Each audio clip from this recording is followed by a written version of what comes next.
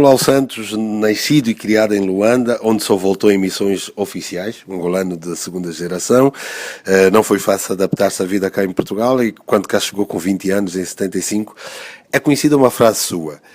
Levei 5 anos para ser lisboeta e 10 anos para ser português. A afirmação continua válida? Continua completamente válida. Completamente válida.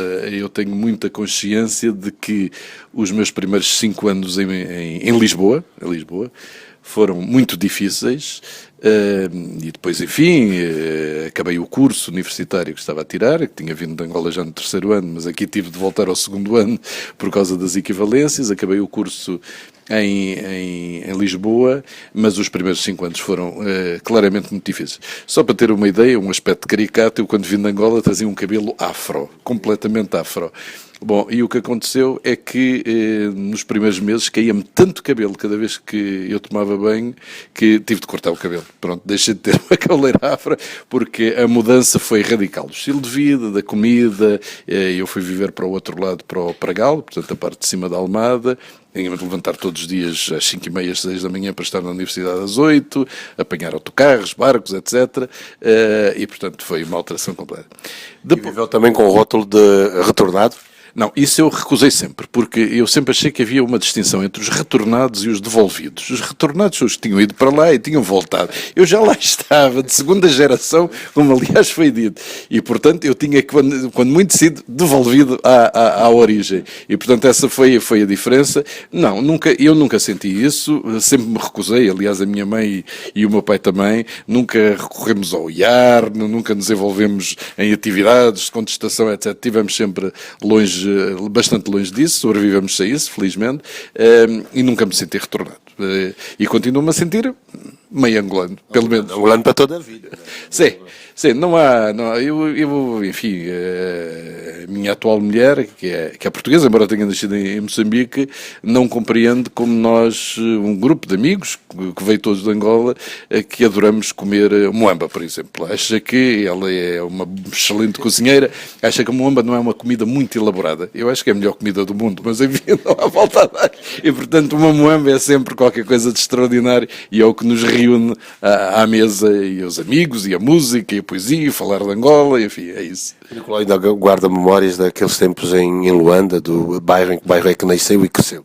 Sim, eu guardo muitas memórias e, aliás, estive lá agora em vários sítios. Estive no restaurante São João, que fica mesmo na esquina da rua. Na altura chamava-se Fernão de Sousa, agora não sei como se chama, obviamente.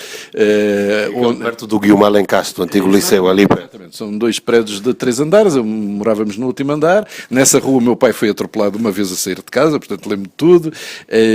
Minha mãe era diretora de um colégio Augusto Gil, que é nessa rua a descer, que vai dar à antiga Brito Godinhas, e que agora tem uma pizzaria à frente, antes de se entrar lá para o colégio, que era o colégio Augusto Gil.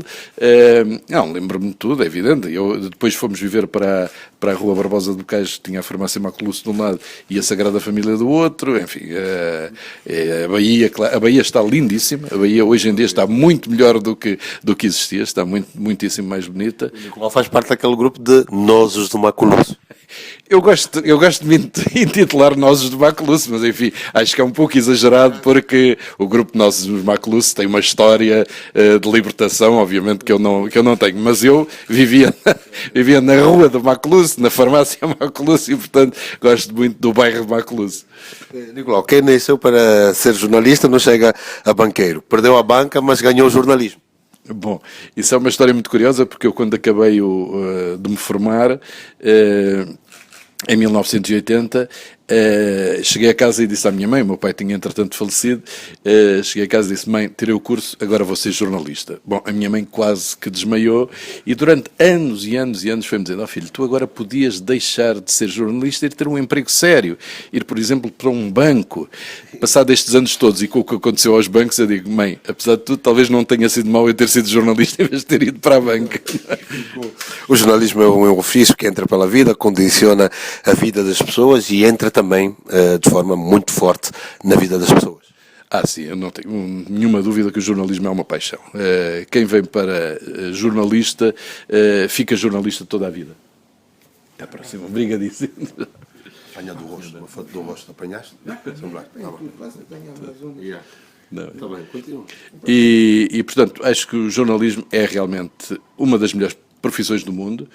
Infelizmente estamos a viver tempos muito difíceis. Eu, quando comecei no jornalismo em 1980, aqui em Portugal, o jornalismo era uma profissão... 1 de outubro, já há 38 anos.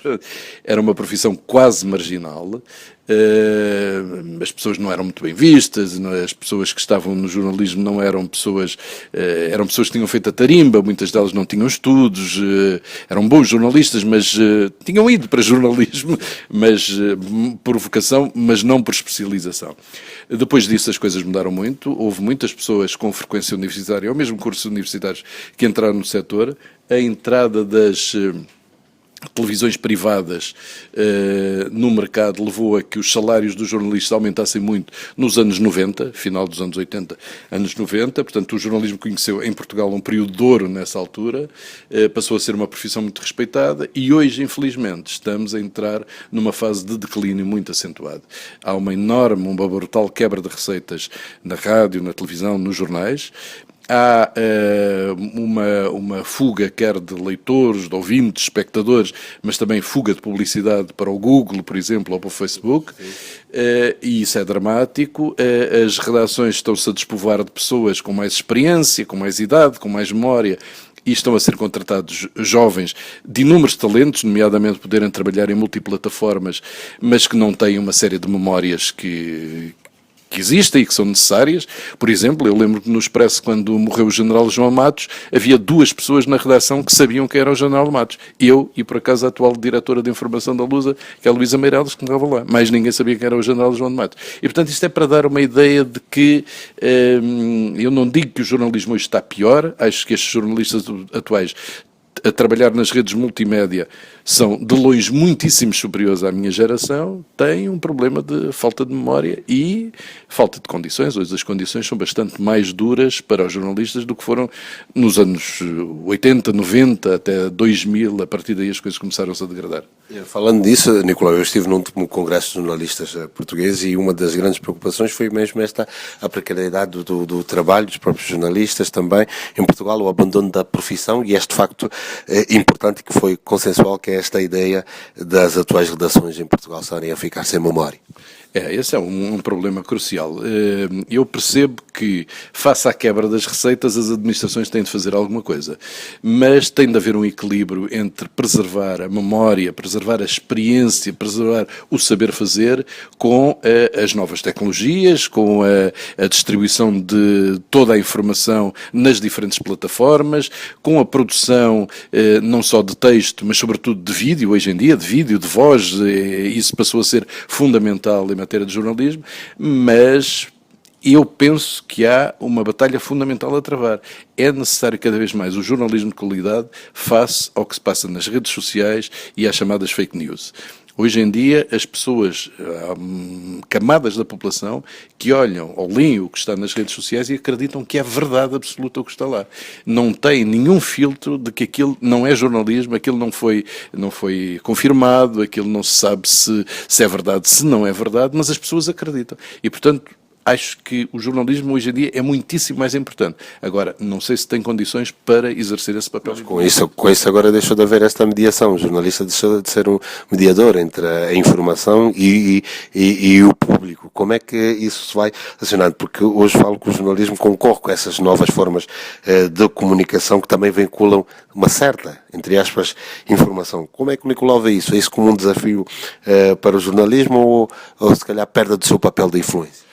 Bom, eu penso que é um enorme desafio para o jornalismo e para os jornalistas. E eu condeno e critico aquilo que se tem vindo a passar em muitas redações, que é seguir o que está a acontecer nas redes sociais. É fundamental que os jornalistas, as redações, tenham a sua própria agenda e que não vão atrás das redes sociais porque está a dar, porque há muita gente que está a ver uma notícia. Isso não é jornalismo, isso é outra coisa, não é jornalismo. E, portanto, eu penso que isso é um enorme desafio. Há um risco, porque eu tenho assistido a uma colagem excessiva das redações precisamente ao que se passa nas redes sociais. Agora, devo dizer que não é fácil combater isto. Eu acho que isto se combate com jornalismo de qualidade, com jornalistas que sigam os princípios básicos do jornalismo, que é, faça cada notícia, é necessário confirmá-la, é necessário saber se é verdadeira, é necessário confrontar as fontes com a informação, é necessário escrever bem, fazer boa informação e passar essa mensagem. Apesar de tudo, os sites que têm uma marca jornalística por trás são muito visitados. Portanto, há alguma esperança de que talvez possamos ter um papel neste mundo informativo global. Agora que é difícil, porque houve muita gente que interiorizou que o facto de escrever alguma coisa no Facebook passou a ser jornalismo. E isso não é jornalismo, ponto final. Não é o caso do Nicolau, por exemplo, que é um jornalista de papel. Nasceu do papel, gosta do cheiro, mas reconhece que hoje, e foi dito por si, que a aposta deve ser nesses vetores do vídeo e dos projetos online, que são vetores que estão a crescer muito. Não tenho nenhuma dúvida. Hoje em dia, a possibilidade que nós temos de crescer em matéria, já agora, em algo que é importante para todos os órgãos de comunicação social, que é aumentar receitas, é, sobretudo, nos projetos online e nos projetos de vídeo.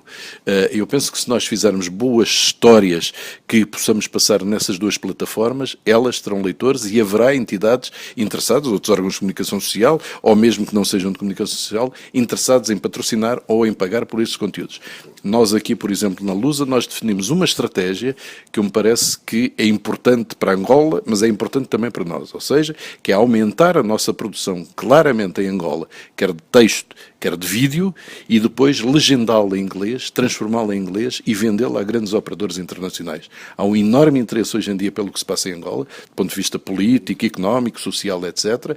Mas, quando nós disponibilizamos esses conteúdos em português, o New York Times diz-nos, nós precisamos disto noutra língua. E, portanto, nós estamos a fazer um enorme esforço de aumentar a produção lá, de aumentar quer em número de pessoas, quer em material, que mandamos já para Angola, e vamos, com esse aumento de produção, nós vamos traduzi-lo e, sobretudo, tentar colocá-lo nos grandes operadores internacionais anglo-saxónicos, mas também no eixo Macau-Pequim, onde eu irei, a próxima semana, irei a Macau, precisamente porque penso que na China existe também um enorme interesse sobre o que se passa em Angola. Vocês, as comunidades portuguesas espalhadas pelo mundo, acabam também por ser esta prioridade da sua gestão aqui na Lusa. Falo, por exemplo, do acordo com o Fórum da Diáspora Portuguesa. Nós fizemos um acordo com o Fórum, temos uma diáspora, como se sabe, Portugal, os cálculos que existem é que há cerca de 5 milhões de portugueses fora de Portugal, portugueses ou lusodescendentes, e Portugal tem uma população à volta de 10 milhões, portanto é só para ter uma ideia da importância enorme da comunidade portuguesa. Muitos destes elementos da comunidade atingiram posições de relevo nas sociedades onde se inserem. O acordo que nós fizemos é, não só nós disponibilizamos gratuitamente o nosso serviço às comunidades portuguesas, mas o acordo que fizemos vai mais além, é incluir no nosso site quer as atividades que as comunidades vão desenvolvendo no dia-a-dia, e que nós isso não conseguimos acompanhar, quer a possibilidade de ter os contactos de todos os conselheiros portugueses espalhados pelo mundo, para em qualquer situação os podermos contatar. E enfim, vamos tentar ver se existem outras formas de colaboração que possamos aprofundar. A Lusa assinou recentemente 3 protocolos de cooperação com instituições públicas angolanas, 2 com a Rádio Nacional e uma com a televisão pública de Angola, todas em áreas da formação, troca de experiência e partilha de informações. Gostaríamos de perceber um bocado mais sobre esses acordos. Bom, estes acordos têm a ver, no caso da TPA, têm a ver essencialmente na área da formação, e em particular de vídeo. É uma das áreas onde nós iremos trabalhar no quadro da estratégia que eu referi há pouco. É muito curioso e eu diria quase comovente para mim que o atual presidente da TPA seja o José Guerreiro, que foi meu colega de curso na Faculdade de Economia da Universidade de Luanda. E, enfim, nós conhecemos há muitos anos, tivemos várias, enfim, não direi desavenças políticas, mas desacordos políticos sobre os caminhos de Angola no passado. Hoje em dia acho que estamos bastante próximos em matéria da avaliação da análise política em Angola, e eu acho que eu é que estava certo, mas isso não interessa nada. Mas pronto, mas foi com ele que assinei, foi muito gratificante. adiante e, portanto, vamos trabalhar com a TPA na área da formação. Com a Rádio Nacional de Angola, são dois tipos de protocolos. Um tem a ver com, efetivamente, também formação, que é uma das áreas onde a Lusa tem já uma tradição muito grande, mas outro tem a ver com o apoio à Rádio Nacional de Angola, por exemplo, nas visitas do Presidente João Lourenço ao exterior, para apoiar a Rádio Nacional de Angola, através de fornecimento de noticiário, ou de meios técnicos, ou outro tipo de coisas, porque a Rádio Nacional de Angola tem algumas debilidades em termos de equipamentos, de meios, etc., e, portanto, para não falhar nada, pelo menos fica com esta rede de proteção que é a Lusa, para que as visitas do Presidente Luís João Lourenço, que ao contrário do Presidente José Eduardo Santos, sai muito para o exterior e, portanto, precisa de um acompanhamento bastante maior dos meios de comunicação e, portanto, nós estamos a fazer isso. A Rádio Nacional de Angola fez um primeiro protocolo connosco nessa área de 3 meses, já o renovou e, portanto, devem estar contentes e nós estamos muito contentes que eles estejam contentes. E há uma pergunta que não pode escapar. E o acordo da Lusa com a sua homóloga angolana, a Angop? Bom, o acordo da Lusa com a minha homóloga angolana, com a nossa homóloga angolana Angop, está um bocadinho preso por detalhes. É um acordo que tem também as duas componentes, tem a componente da formação, e essa suponho que não haverá nenhum problema, tem um problema de troca de informações. Nós gostávamos de nós fornecemos gratuitamente à Angop quase todo o nosso serviço e gostávamos de ter algum gesto idêntico, pelo menos de acesso à agenda da Angop do dia-a-dia, porque... Uma reciprocidade. Isso até agora, por razões que nos escapam, não tem acontecido, mas eu acho, já falei 3 ou 4 vezes com o Dr. José Isaías, acho que as coisas vão resolver, obviamente, e queremos muito que elas aconteçam, porque, efetivamente, quem é nosso gêmeo siamês é a Angop e não a TPA nem é a Rádio Nacional, não é? E, portanto, acho que vai acabar por se resolver. Nicolau, nesta visita Angola conseguiu perceber que a sociedade angolana, há já na sociedade angolana uma percepção do papel do jornalismo na afirmação da democracia. Tem acompanhado o jornalismo que se faz em Angola, tem tido ideia daquilo que tem estado a acontecer. Bom, é muito curioso que, existindo uma ideia, enfim, certos meios, de que Angola, durante o tempo do Presidente José Eduardo Santos, quase que vivia numa ditadura e que não podia haver vozes de oposição, era sempre interessante. Na última vez que eu tinha ido lá tinha sido em 2008, suponho eu, antes destas últimas, e encontrar uma imprensa de fim de semana limitada, não vendia muito, mas muito agressiva, muito contundente, muito... Enfim, não sei se era tudo verdade, se não era, mas o que é certo é que existia e era muito contundente. E, portanto, essa ideia de que não havia liberdade de expressão em Angola não é verdade. Agora, o que se assiste hoje em dia, e hoje em dia as coisas tornaram-se mais fáceis, porque lá está, recebo por meios virtuais, recebo alguns jornais angolanos, O País e outros, e vê-se vê-se duas coisas, ou seja, um enorme aumento de qualidade, claramente, na escrita, na preocupação com os temas, na orientação editorial, e depois também um grande cuidado do ponto de vista do design gráfico, de agradar, ou de ser um produto agradável à leitura. E isso para mim é uma mostra evidente de aumento de qualidade. Na televisão acompanho menos, vejo alguns programas, enfim, eu acho que as televisões passam todos pelo mesmo, tem os programas de entretenimento, que a gente gosta mais ou menos, enfim, e depois tem os programas de informação, são mais ou menos, enfim, eu suponho que está a haver uma abertura clara na TPA, segundo me dizem, não tenho acompanhado exatamente, mas em termos de pessoas que vão falar. Eu fui entrevistado quando estive em Angola pela TV Zimbo e achei do enorme profissionalismo tudo o que vi na TV Zimbo e, portanto, penso que os meios de comunicação social em Angola estão realmente numa fase boa, claramente, eu diria quase melhor do que aquela que neste momento se atravessa em Portugal, porque acho que estão numa fase de crescimento, de expansão, enquanto nós aqui estamos numa fase de regressão e de encolhimento. Duas questões sobre o mesmo tema, mas numa vertente completamente diferente. Por exemplo, para Angola, sente que há uma maior abertura das instituições, mesmo ligadas ao poder e não só, da sociedade, em Angola em relação aos órgãos de comunicação social portuguesa. Já, olha, a SIC já voltou a entrar, o Expresso já é visto também de outra forma, o mesmo Correio da Manhã sente que há nisso, já não há também aqueles editoriais muito agressivos do Jornal de Angola com relação aos órgãos de comunicação social em Portugal. E do outro lado também, sente que no atual momento a imprensa portuguesa já faz abordagens sobre Angola com outro impacto, com uma outra dimensão, com uma certa leveza, já não tanta dureza do passado? Eu penso que sim, penso que há claramente, e por mérito indiscutível de Angola, do seu presidente João Lourenço e das pessoas que o acompanham, há claramente uma outra imagem de Angola que se tem vindo a instalar, e não só em Portugal, tem-se vindo a instalar em todo o mundo, e daí o interesse claro e notório de muitos órgãos de comunicação social internacionais pelo que se está a passar em Angola, mas não só, investidores também que procuram saber o que está a acontecer, se há novas leis para investimento, etc.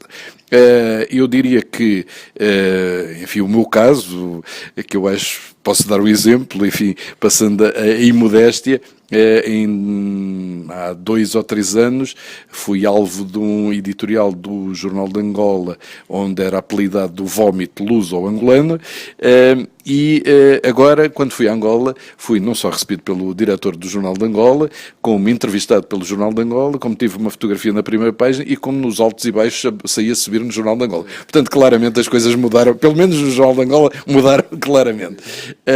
E eu diria que também da parte da comunicação social portuguesa, acho que há hoje em dia um olhar completamente diferente sobre Angola. É evidente que haverá sempre quem levante problemas, etc. Agora, penso que claramente há uma grande esperança neste novo caminho que Angola está a trilhar, um novo recomeço, quase que eu diria, e isso de facto leva a que eu acho que encha de orgulho todos os que gostam de Angola, que passaram por lá ou que nasceram, mas que vivem em Portugal, porque Angola é um país demasiado precioso, demasiado importante para os portugueses, para que nós não nos regozijemos com as coisas boas que ocorrem em Angola, mas que também não nos entristeçamos com aquilo que não corre bem em Angola. E, enfim, algumas divergências que eu tive, por exemplo, com o Zé Guerreiro, foi porque eu achei que ele confundia, em certa altura, confundia Angola com quem estava a governar os destinos de Angola. E Portugal não é o professor Marcelo Caetano, o professor Marcelo Rebelo de Sousa, por mais que nós gostemos do professor Marcelo Rebelo de Sousa, nem o Dr. António Costa, por mais que nós gostemos do Dr. António Costa. Portugal está muito acima dos nossos representantes, estes estarão, neste momento, vão passar.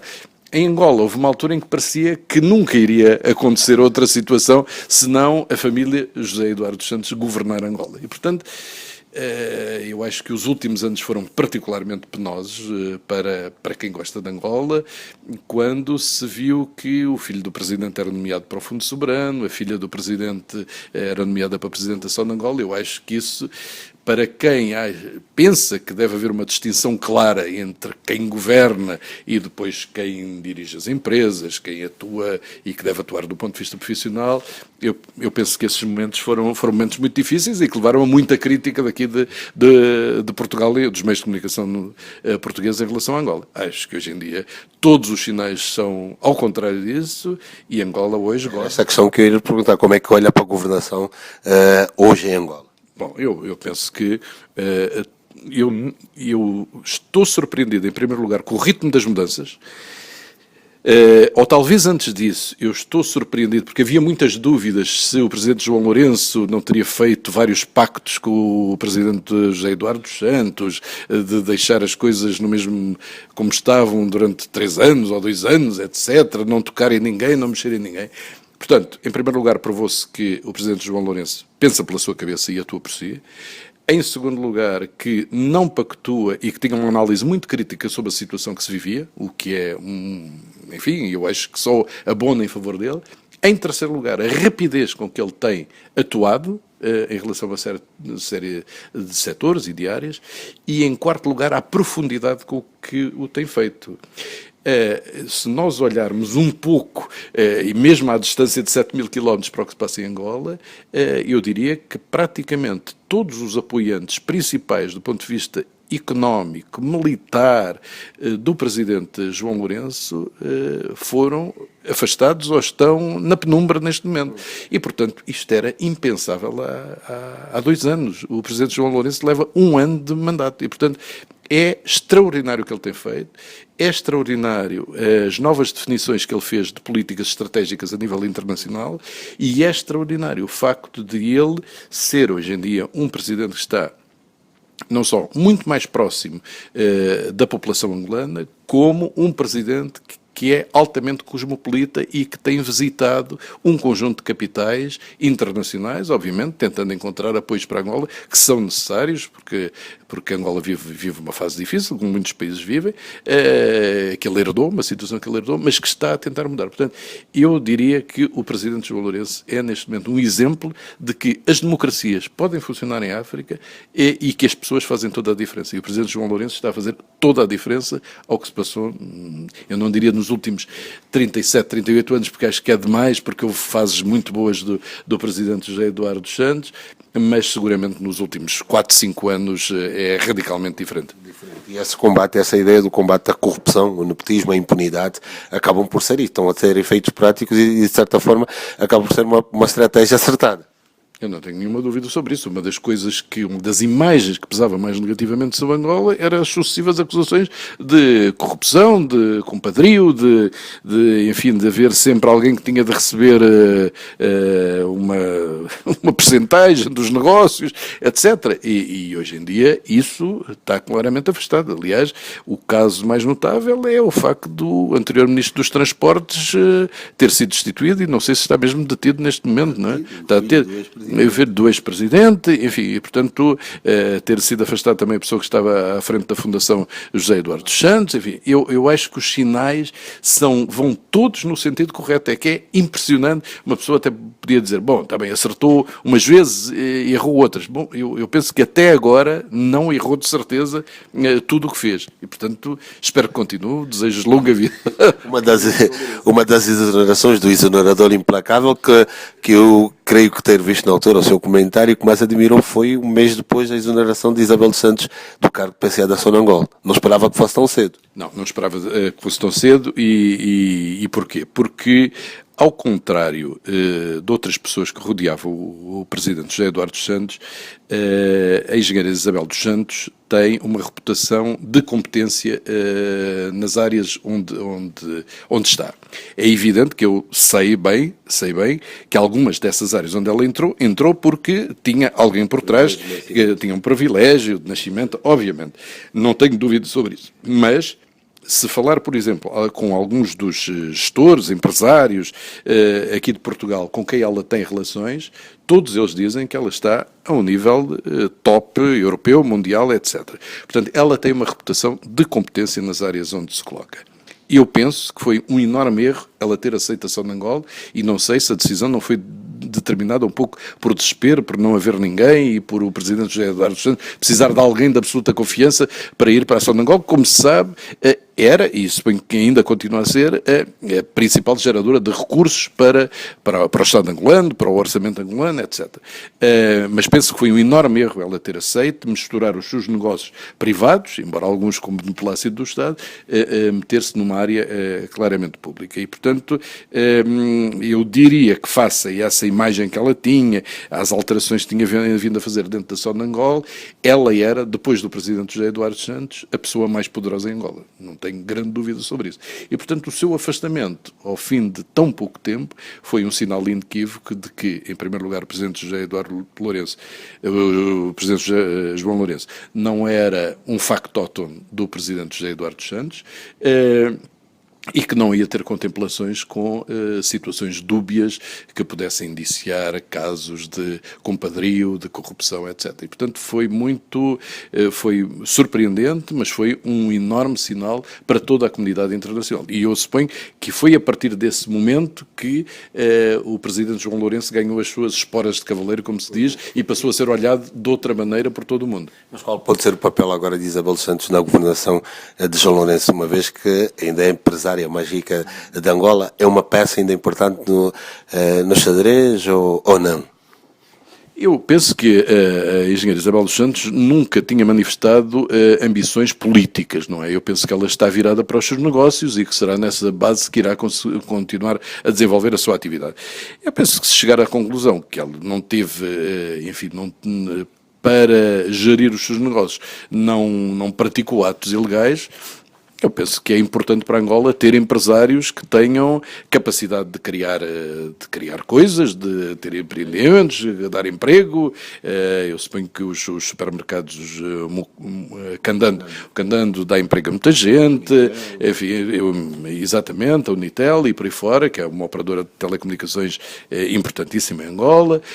Portanto, enfim, eu penso que em relação a isto, o que a engenheira Isabel dos Santos tem de provar a ela própria e também às pessoas que olham para o seu trajeto, é se ela tem capacidade para operar em situações de concorrência normal do mercado, sem ter uma rede por trás a defender os seus negócios. Mas eu penso que ela é capaz de fazer isso, e suponho que o presidente João Lourenço conseguirá conviver seguramente sobre isso, a não ser que ela entre em conflito com o Estado angolano e com ameaças de processo. Bom, isso aí as coisas poder-se-iam complicar. Nicolau, há 9 anos que o chefe de Estado angolano não visita Portugal. A última visita foi de Eduardo Santos em março de 2009. E em novembro deste ano, 23 e 24, João Lourenço visita Portugal. A nível do seu meio jornalístico português, como é que está a ser vista? Qual é o impacto? Como é que está a ser comentada esta visita de João Lourenço a Portugal? As vossas abordagens, a estratégia, como é que vocês olham para isto? Bom, com enorme expectativa e com enorme curiosidade. Efetivamente, as relações anteriores foram esparsas, foram descontínuas no tempo e parecia que em Angola tudo era imutável e, portanto, também vir 2 anos ou 1 ano não fazia grande diferença. Hoje em dia, não. Hoje em dia há muita coisa para dizer. Há aspectos que necessitam eventualmente de ser esclarecidos. O facto do Presidente João Lourenço, no seu discurso de posse, não ter mencionado Portugal, embora depois já tenha respondido a essa perguntas sobre isso, foi um sinal. A questão do engenheiro Manuel Vicente e do processo que existia foi outro sinal da determinação do Presidente João Lourenço em defender os interesses angolanos, mas eu suponho que existe uma enorme expectativa para tentar perceber efetivamente qual é o papel que o Presidente João Lourenço pensa que Portugal pode desenvolver em Angola.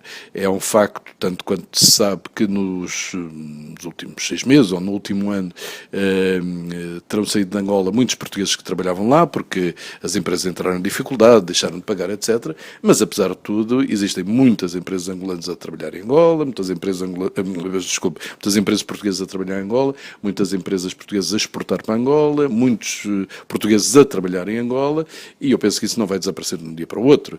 E, portanto, acho que dentro das dificuldades, dos problemas, das questões que pontualmente surgem, os portugueses gostam genuinamente de Angola, de estar em Angola, de viver em Angola, e acho que os angolanos também, quando vêm à Europa, será difícil também não passarem por Portugal, não estarem em Portugal, não ir a ver um jogo de futebol de algum clube português, etc. Portanto, eu acho que nós temos traços culturais, históricos muito fundos e que não desaparecem por alguém decidir que agora vamos fazer de outra maneira, não é? Portanto, há uma expectativa sobre o que é que o Presidente João Lourenço virá dizer, quer a área política, quer do ponto de vista empresarial, que eu suponho que ele terá em conta também com empresários portugueses, para tentar perceber melhor o seu pensamento, mas não antevejo que venha a ser passada uma mensagem de afastamento e hostilidade. Pelo contrário, acho que alguns equívocos possam ter gerado por esse primeiro discurso inicial que serão afastados. Nicolau, já estamos a entrar na reta final, mas eu gostaria de perceber, depois do irritante, veio agora um momento agradante, com embaraçante pelo meio. O Nicolau esteve nessa visita. E qual foi o balanço que faz da visita de António Costa a Angola? Olha, eu quando me apercebi que o primeiro-ministro português ia estar 2 dias em Angola, e um deles era feriado nacional, eu enfim, fiz inclusive um contacto dizendo que me parecia algo surpreendente. Porquê? porque sabe-se que tinha havido alguns problemas na marcação desta visita, que ela era aguardada com expectativa, que o líder da oposição, entretanto, tinha ido a Angola, e, portanto, parecia-me pouco o Primeiro-Ministro ir a Angola propositadamente, só 2 dias, e um dos quais era feriado nacional e que não haveria nenhum encontro com as autoridades angolanas, ou quase nenhum encontro com as autoridades angolanas. E, portanto, eu fiquei um pouco surpreendido com o timing, com o tempo que se estaria lá, com as circunstâncias. Depois, digamos que no quadro dos acordos que foram anunciados, me parece que a visita acabou por constituir um sucesso. Acho que as questões da dupla tributação é óbvio que são muito, muito importantes. As questões da dívida é importante para os dois lados. A questão dos vistos, que é uma questão eterna, enfim, tentar se resolver também é positivo. Portanto, pareceu-me que resultaram dali questões, soluções que eu espero que agora sejam aplicadas e sigam em frente. Também se sabe, é histórico, que o MPLA e o Partido Socialista em Portugal têm tido relações difíceis ao longo dos anos. E, curiosamente, o MPLA estará, aliás, eventualmente mais próximo, ou dar-se-á melhor com o PSD e com sucessivos dirigentes do PSD do que com sucessivos dirigentes do PS. Eu espero que a habilidade, a capacidade diplomática do Dr. António Costa e também, do ponto de vista do Presidente João Lourenço, o seu pragmatismo também, que levem a que estes mal-entendidos sejam ultrapassados, porque o que me parece importante são as relações Portugal-Angola e não as relações governo a governo. Isso é sempre transitório. As relações que permanecem, que são perenes, são as relações entre Portugal e Angola. Era importante também aqui destacar o papel que tanto um como o outro, no caso António Costa, Primeiro-Ministro português, e o próprio Presidente Marcelo Rebelo de Sousa, tiveram nesta normalização das relações entre Angola e o Portugal. Não tenho dúvidas nenhumas. Eu penso que existe claramente na sociedade portuguesa, a nível político, não estou a dizer a nível da comunicação social, a ideia absolutamente firme e transversal de que Angola é um país estratégico para Portugal em termos de afirmação internacional. E tanto mais importante quanto Angola pode vir a ter um papel cada vez maior na África Austral, não só na estabilização de regiões à sua volta, como, por exemplo, no quadro da CPLP. Nós estamos no segundo dia após as eleições em São Tomé e Príncipe, parece que está a haver alguns problemas e Angola é fundamental para estabilizar este tipo de situações. E, portanto, eu diria que do ponto de vista estratégico de Portugal, do ponto de vista político, de pensamento político, Angola é fundamental. E esta nova imagem que vem associada ao Presidente João Lourenço também abre outros horizontes no modo como outros setores da vida política portuguesa e da vida social e de comunicacional portuguesa olham para Angola. Nicolau, terminar mesmo já com a Lusa. A comunicação social portuguesa depende muito do serviço público que a Lusa presta aos órgãos de comunicação social. Disse em entrevista, depois da sua tomada de posse, este ano. É um claro sinal do peso e da responsabilidade do cargo que agora ocupa? Bom, eu não queria pôr as coisas desta maneira. É um claro sinal de que a Lusa, efetivamente, hoje em dia é muitíssimo importante e é mais importante ainda do que era há 10 anos para a comunicação social portuguesa. Eu tenho a ideia que há órgãos de comunicação social regionais, por exemplo, que dificilmente sobreviveriam se não houvesse um serviço noticioso diário da Lusa que alimentasse esses órgãos de comunicação social. Hoje em dia nós disponibilizamos não só texto, mas disponibilizamos, por exemplo, áudios para as rádios, e as rádios regionais vivem muito dos áudios que a Lusa disponibiliza, mas também disponibilizamos vídeos para as televisões portuguesas, para todas as televisões portuguesas, de manhã, combinam com o nosso editor de multimédia aquilo que necessitam que a Lusa faça para que eles integrem nos seus noticiários. E, portanto, a Lusa tem hoje um papel crucial na vitalidade da comunicação social portuguesa, na coesão social do país, porque há pontos do país onde seguramente se a Lusa não estivesse não haveria notícias, e depois na afirmação de Portugal a nível internacional. Nós, Lusa, por contrato de programa com o Estado, temos a obrigação de estar presentes em várias capitais a nível mundial e, sobretudo, nos países da chamada lusofonia, e isso é um noticiário que é importantíssimo, não só para os órgãos de comunicação social portugueses, mas inclusive para os poderes políticos em Portugal, saber o que se passa, o que está a acontecer, as transformações que se estão a dar em Angola, em São Tomé e Príncipe, etc. Eu chamei a atenção do que ia acontecer em São Tomé e Príncipe para a minha diretora de informação. Infelizmente, parece-me que está a confirmar alguns receios de que algumas coisas podiam não correr bem, e enfim, nós estamos lá e estamos a dar uma cobertura muito aproximada do que está a passar. E, portanto, a Lusa tem um papel, neste momento, crucial para a comunicação social portuguesa e tem um papel crucial na coesão social do ponto de vista informativo do país. E como é que pretende contribuir para tornar a Lusa numa agência noticiosa adaptada aos novos desafios? Bom, pretendo precisamente, não só através da definição de uma estratégia que passa por uma aposta clara em África, em matéria de produção noticiosa, quer em texto, quer em vídeo, temos de aumentar isso. Nós fomos a Angola e iremos a outros países dizer que todos os contratos passam a ser na moeda local, para evitar os problemas das divisas, e que todo o dinheiro que captarmos aí dos nossos clientes será para reinvestir na nossa operação, para aumentar a nossa operação. Nós não podemos estar em Angola apenas situados em Luanda, temos de estar pelo menos em Lubito Benguela, precisamos de ter pelo menos uma pessoa também. Temos de aumentar isso.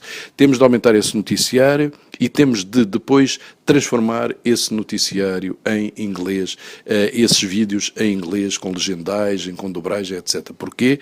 Porque, como disse, há um enorme interesse a nível internacional, quer de investidores, quer de órgãos de comunicação social, pelo que se passa em Angola.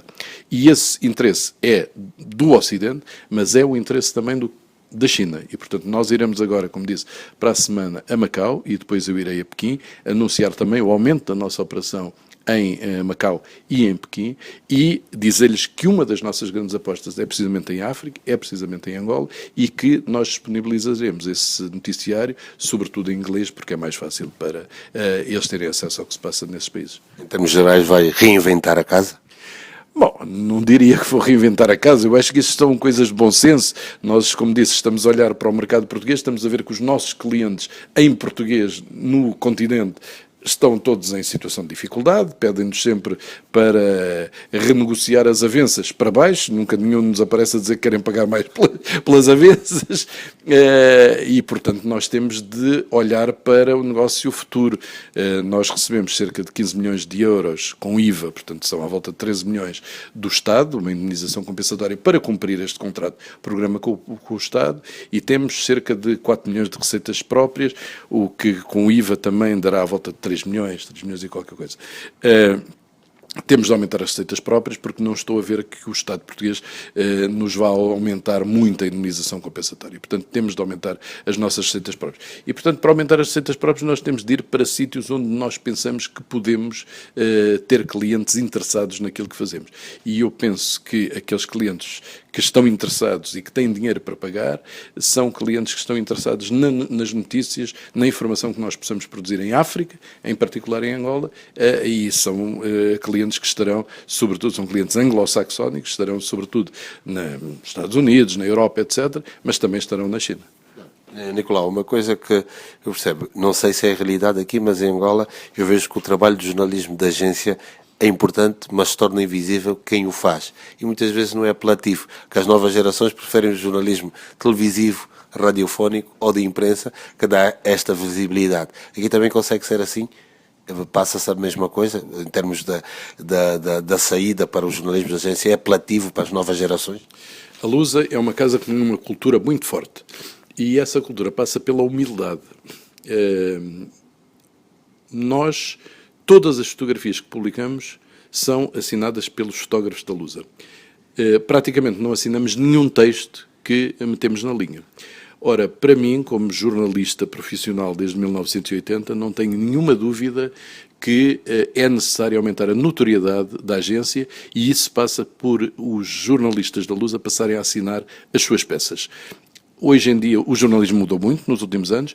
Hoje em dia, nós damos muito mais credibilidade a uma notícia assinada por um jornalista que nós conhecemos, que identificamos, conhecemos, sabemos que é sério, que é competente, do que se nos aparecer algo que não está assinado e que não sabemos de onde vem. E, portanto, uma das batalhas, enfim, dos debates, não direi batalha, dos debates que estamos a ter neste momento e que suponho que vai avançar, é que em matéria de textos que nós publicamos, sobretudo quando forem, obviamente, entrevistas, investigações próprias, reportagens, essas notícias sejam assinadas. Depois, vamos aumentar muito a produção em vídeo. E esse aumento da produção em vídeo levará a que apareça seguramente quem está a fazer a reportagem em vídeo. Portanto, eu penso seguramente que os jornalistas da Lusa precisam de ser mais reconhecidos lá fora e para isso precisam de assinar as peças. A Lusa tem excelentes jornalistas que são muito conhecidos no meio do jornalismo, mas são muito pouco conhecidos fora do meio. E, portanto, essa é uma das batalhas que nós temos. Nicolau Santos, muito obrigado e continue sempre com a expressão que é sua em prontidão informativa.